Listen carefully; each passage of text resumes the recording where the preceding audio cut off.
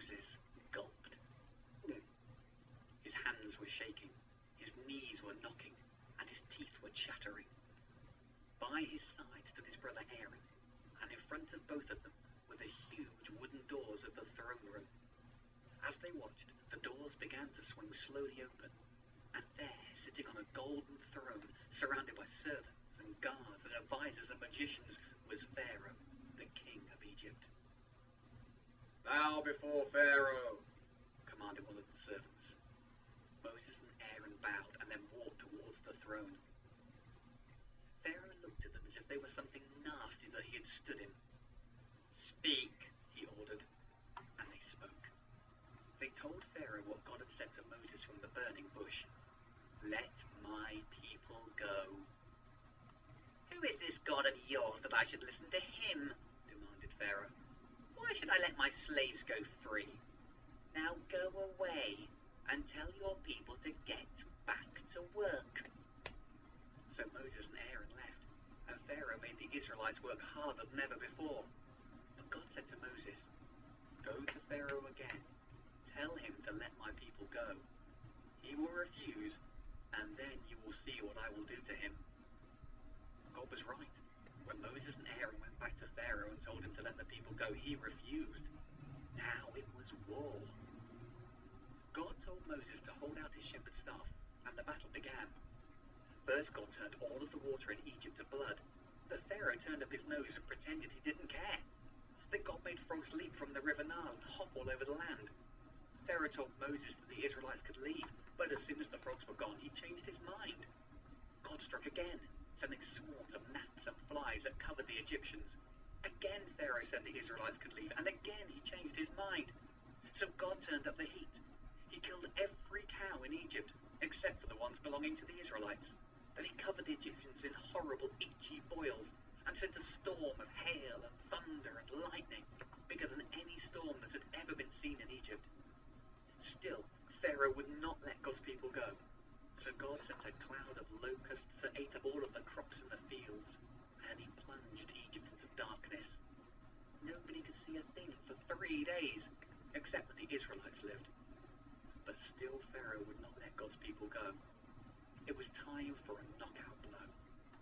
In the middle of the night, God took away the life of the oldest son of every Egyptian family. When he realized what had happened, Pharaoh sent for Moses and Aaron. "Leave us," he groaned. "Take your people and go." They didn't need to be told twice.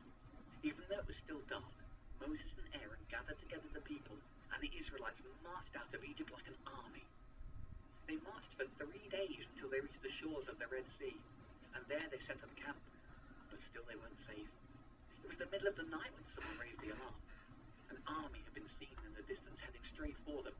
At the head of the army was Pharaoh, and he wanted revenge. The Israelites realized that they were trapped, and they began to panic. On one side was Pharaoh's army, and on the other side was the sea. Surely they were all going to be killed.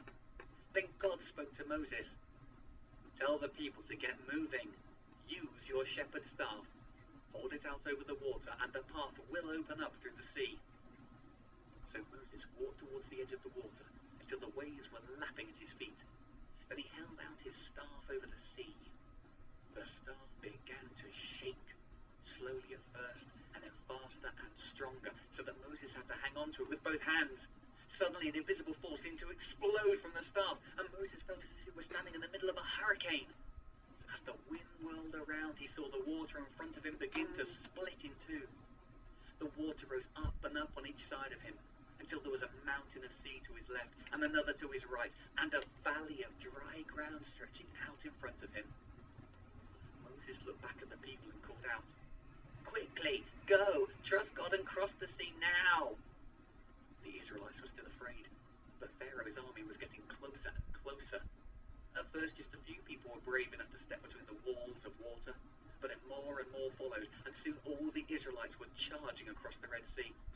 Behind them, Moses could see that the Egyptian army was following them across the path of dry ground, and they were getting nearer. As the sun began to rise, the last of the Israelites reached the far side of the sea, and God spoke to Moses. Raise your hand over the sea again." So Moses held out his staff, and the wind that had been holding back the water stopped instantly. The two enormous mountains of water began to slide back down, pouring into the valley of dry ground. When the Egyptians saw what was happening, they turned and began to run back towards the other side, but they were too late, and all they could do was cover their heads with their arms as the water crashed down upon them. As the sea fell flat with a thunderous roar, the Israelites realized that not a single one of the Egyptians had made it across.